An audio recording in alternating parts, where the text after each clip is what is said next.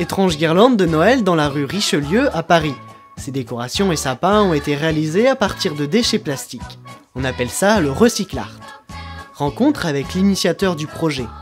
Le déchet, pour moi, ce n'est que de la matière première en devenir. Donc je veux montrer aux gens que les déchets sont des matériaux et qu'avec un peu de créativité, avec des déchets, on recrée d'autres objets. Je vais essayer de montrer aux gens la différence qu'il y a entre planter une graine, mettre un petit peu d'engrais, mettre un petit peu de pesticides, et puis 5-6 ans après, un coup de scie, un joli sapin, certes il sent bon, il est mignon et c'est la tradition, mais qui se retrouve sur les trottoirs 15 jours après, alors que là, en fait, on a un sapin qui est certes nouveau, il faut s'y faire, mais qui ne puise absolument rien sur la planète, puisqu'en fait, il a été fait à partir de déchets, de ce qu'on pensait être des déchets, qui encore une fois, pour moi, ne sont pas des déchets, mais c'est du matériau.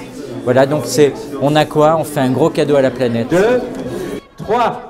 À l'occasion de l'inauguration des décorations, nous avons rencontré Coca-Cola Entreprise qui s'est associée au projet. La problématique de l'emballage est une problématique très importante pour nous, pour réduire notre impact environnemental.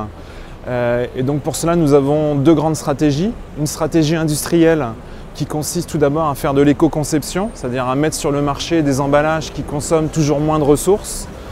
Et donc pour cela, on réduit en fait le poids de nos emballages. Nous avons une deuxième stratégie industrielle très importante qui consiste à réutiliser la matière, donc à mettre davantage de matière recyclée dans tous nos produits, tous nos emballages, donc avec un enjeu particulier sur les bouteilles plastiques pour arriver en fait à 25% de plastique recyclé dans toutes nos bouteilles d'ici à 2012. Il y a une troisième dimension pour réduire l'impact environnemental de nos emballages, c'est en fait de faire fonctionner mieux et plus la chaîne du recyclage.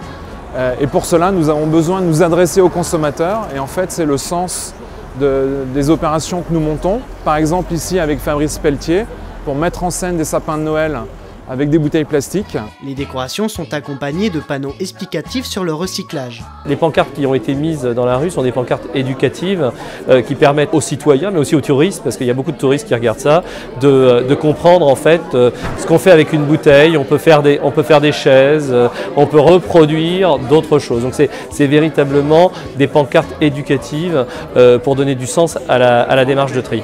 Tout ça va contribuer à éduquer le consommateur citoyen et à lui permettre de faire ce geste tous les jours, de choisir entre 1, 2, 3 poubelles pour pouvoir véritablement ensuite augmenter le taux de recyclage en France. On est aujourd'hui à 63% de taux de recyclage, on a l'objectif d'atteindre 75% dans les 3 prochaines années.